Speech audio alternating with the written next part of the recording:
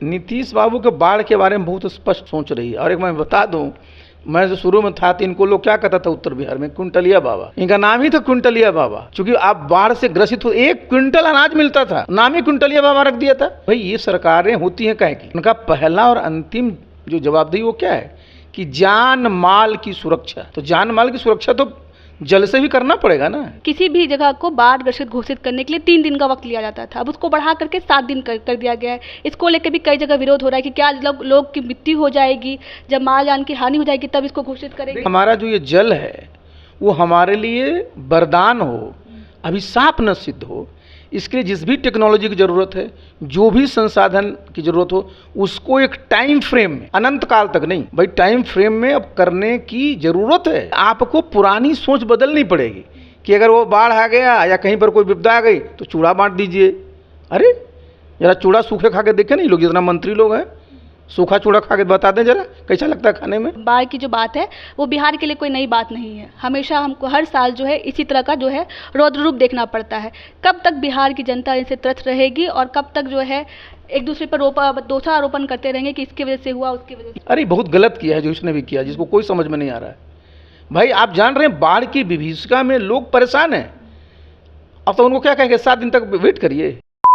बिहार में बाढ़ से हाहाकार मचा हुआ है। बिहार के लगभग 12 जिले जो है पूर्ण रूप से बाढ़ के प्रकोप में आ चुके हैं। अब सवाल उठता है कि बिहार की जो विकसित बिहार को लेकर के जो सरकार बार बार बातें करती है, वो सरकार जो है बाढ़ के लेकर के क्या कर रही है। विपक्ष बार बार सरकार पर आरोप लगा रही है कि सरकार हाथ पे हाथ धरे बैठी हुई है। इसी सब तमाम मुद्दों पे बात करने के लिए हमारे साथ आरसीपी सिंह हैं। सर, सबसे पहले तो आपका बहुत बहुत स्वागत है हमारे चैनल में। चलिए, बहुत बहुत धन्यवाद आपको। ये जो बाढ़ को लेकर जैसे हालात बने हुए हैं, कई लोगों की मौत हो गई है और लगभग जो है बहुत क्षति हो रही है, इसको लेकर के सरकार क्या कर रही है? क्योंकि विपक्ष आरोप लगा रही है कि सरकार हाथ पे हाथ धरे बैठी हुई है। देखिए, सरकार में तो हम हैं नहीं, तो सरकार क्या कर रही है उसके बारे में हमको तो विशेष जानकारी नहीं है।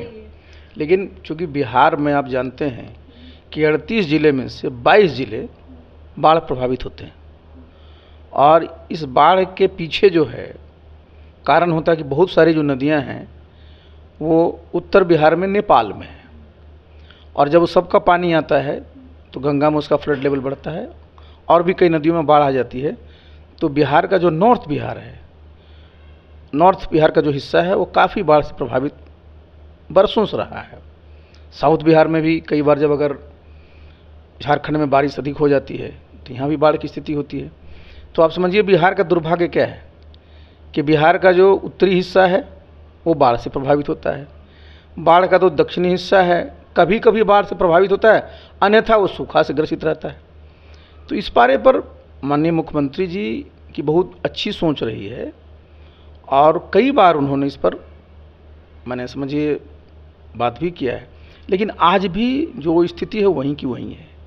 देखिए, चूँकि जब ये बाढ़ सब का ओरिजिन होता है नॉर्थ बिहार से, तो स्वाभाविक है कि आप देखते हैं उत्तर प्रदेश बगल में है, वहाँ भी जो खास करके पूर्वी उत्तर प्रदेश है वहाँ भी बहुत सारी नदियाँ बाढ़ आती है नेपाल से।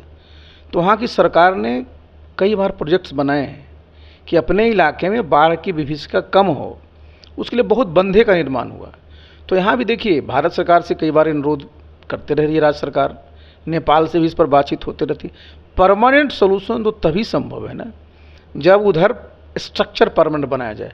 और इस बार अगर आपने देखा होगा कि जो बजट का अनाउंसमेंट हुआ भारत सरकार ने किया है, उसमें बाढ़ की विभीषिका को रोकने के लिए और वहाँ स्ट्रक्चर के निर्माण के लिए केंद्रीय बजट में उसका आवंटन भी किया गया। पैकेज में भी बाढ़ को ध्यान में रखा गया था। हाँ, माने उस पर है फोकस।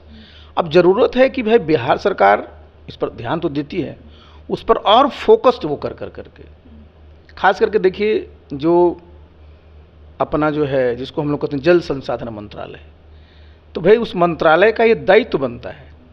भाई मुख्यमंत्री जी के पास तो पूरा बिहार देखना होता है, लेकिन जो जल संसाधन विभाग है उसके मंत्री का क्या काम है? उनको देखना चाहिए कि भाई जो भी काम होना है वो समय पर हो। और जब बिहार में हर एक साल बाढ़ की विभीषिका आती है तो लाखों करोड़ का नुकसान होता है। तो भाई जो स्ट्रक्चर बनाने में केंद्र सरकार मदद कर रही है, राज्य सरकार को भी इस पर सोचना चाहिए।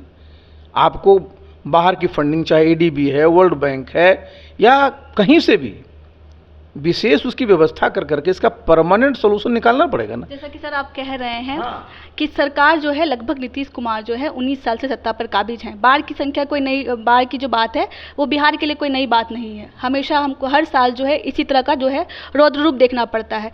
कब तक बिहार की जनता इनसे त्रस्त रहेगी और कब तक जो है एक दूसरे पर दोषारोपण करते रहेंगे कि इसकी वजह से हुआ, उसकी वजह से? यही तो मैं बता रहा हूँ ना कि देखिए, अगर 75 साल हो गए देश को आज़ाद हुए, हम लोग अमृत काल में रह रहे हैं, तो भैया वो समय गुजर गया।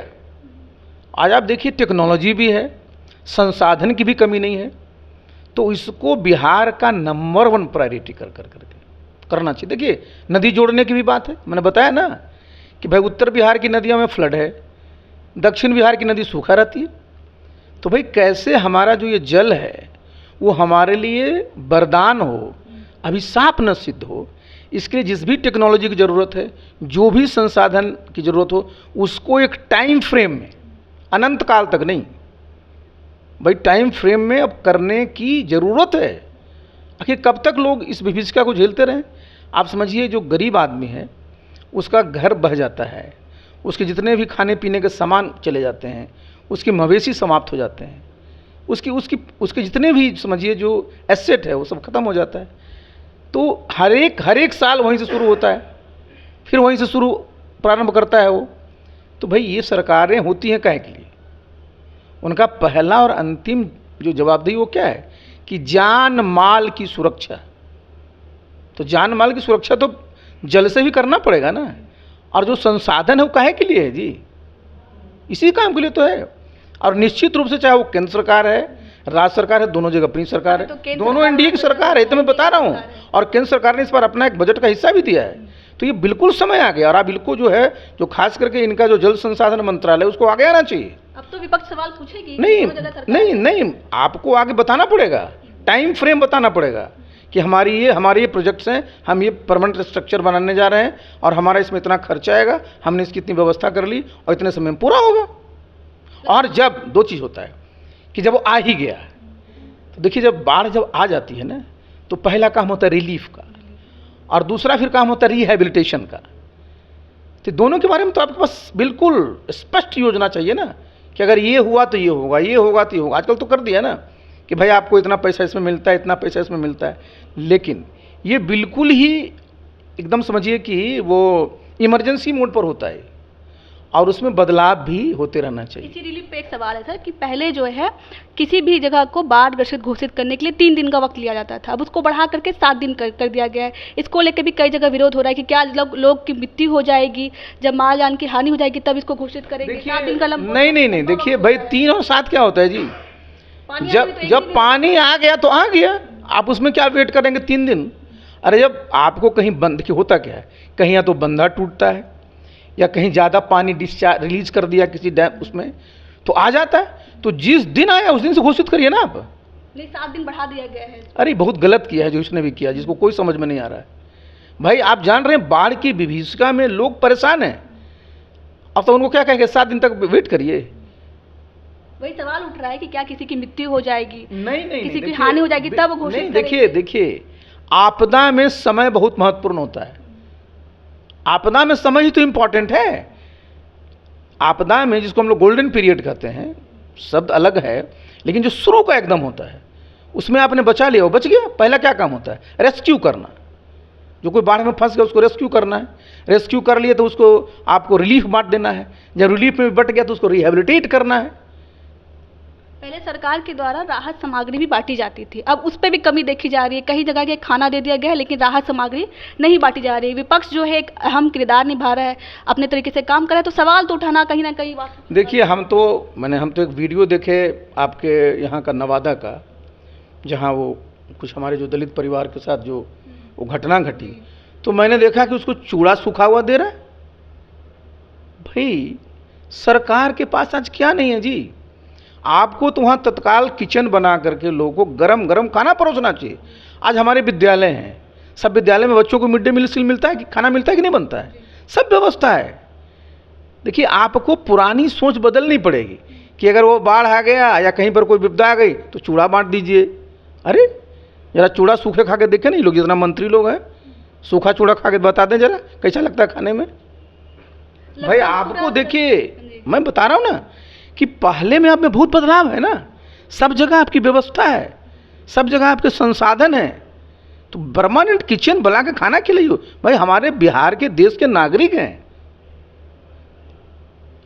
पूरा उत्तर बिहार, बात करें मुंगेर भागलपुर की, तो सबसे ज़्यादा जो है वहाँ प्रभावित हुआ है। आपको लगता है कि नीतीश कुमार कहीं ना कहीं बाढ़ के मामले में विफल रहे हैं सरकार चलाने में? देखिए, नीतीश बाबू के बाढ़ के बारे में बहुत स्पष्ट सोच रही है। और एक मैं बता दूं, मैं जो शुरू में था तो इनको लोग क्या कहता था उत्तर बिहार में, कुंटलिया बाबा। अच्छा। इनका नाम ही था कुंटलिया बाबा, क्योंकि आप बाढ़ से ग्रसित हो, 1 क्विंटल अनाज मिलता था, नाम ही कुंटलिया बाबा रख दिया था। ये कब का मैं बात बता रहा हूँ, 2007 का। तो भाई जो कुंटलिया बाबा था तो उनको तो और आगे जाना है ना। जब उस जमाने में इतना हम लोग कर रहे थे, तो अब तो और भी टेक्नोलॉजी अच्छा है, संसाधन हमारे पास अच्छा है, तो इसमें मुख्यमंत्री जी क्या करेंगे? आखिर जितने इनके पूरा का पूरा मैंने बताया ना, ये वाटर रिसोर्स डिपार्टमेंट काहे के लिए बनाया गया है? लेकिन सरकार से सवाल तो स्वाभाविक है, लेकिन सरकार का हिस्सा तो सब लोग है ना। मुख्यमंत्री को तो हम जानते नहीं, उनका बहुत स्पष्ट इसमें रहता है कि भाई कहीं भी अगर किसी प्रकार की आपदा आती है तो मुख्यमंत्री जी बार बार क्या बोलते थे कि जो हमारा खजाना है उसमें पहला अधिकार किसी का है तो आपदा ग्रसित लोगों का है। जब पहला अधिकार उसका है तो बाकी चीज वेट करेगा। राजद वाले कह रहे हैं कि थके हुए मुख्यमंत्री है, उनसे बिल्कुल बिहार अब नहीं समझ रहा है, छोड़ देना चाहिए। देखिए भाई, उस पर हम बहुत कुछ नहीं कहेंगे, लेकिन हम इतना जानते हैं कि नीतीश बाबू का आपदा के बारे में बहुत स्पष्ट मत रहा है। और मैंने बताया नहीं, इससे ज़्यादा क्या मुख्यमंत्री कर सकते हैं कि भाई राजस्व पर, अपना राजकोष पर सबसे पहला अधिकार है आपदा ग्रसितों का है। तो ये तो जो उनके साथ लोग हैं, जितने उनके इसमें संबंधित मंत्री हैं, जो पदाधिकारी लोग हैं, जिसके लिए पदाधिकारियों को तनख्वाह मिलती है, वो क्या करते हैं जी? उनको इस काम को करना चाहिए। आपको क्या लगता है कि सर बिहार को कब मुक्ति मिलेगी बाढ़ से? हर साल ऐसी मृत्यु और भयावह तस्वीर देखने को मिलती है। मैं तो बता रहा हूँ कि मुझे तो कोई जानकारी स्पष्ट नहीं है, लेकिन मैंने जो देखा, नहीं देखिए, इसलिए मैं बता रहा हूँ, मैंने जो देखा कि केंद्र सरकार ने भी इस पर पहल की है, बजट भी दिया है, तो भाई आपको तो आगे बढ़ के करना पड़ेगा ना। आपको तो आगे बहुत लंबा नहीं, मैंने बताया ना कि ये अनंत काल तक नहीं चल सकता है। आपको तय करना पड़ेगा 2 साल, 3 साल, 4 साल में स्पष्ट योजना बना करके बिहार की जनता के सामने सिर्फ रखना नहीं पड़ेगा, बल्कि उसको पूरा मॉनिटरिंग करके उसको लागू करना पड़ेगा। चलिए, बहुत बहुत धन्यवाद सर, आपने सर की बातों को सुना। बात करें बिहार की, तो बाढ़ को लेकर के जो है बिहार बिल्कुल पूरी तरीके से परेशान है। कई जिले जो है प्रभावित है बहुत बुरे तरीके से। घर के गिरने की तस्वीर और लोगों की मृत्यु की तस्वीर आप देख रहे होंगे। ये बहुत बड़ा सरकार पर सवाल बनता है कि आखिर बाढ़ से मुक्ति बिहार को कब मिलेगी। बाकी आपकी क्या राय है हमारी इस कोशिश पे हमें जरूर बताइएगा। तब तक के लिए धन्यवाद।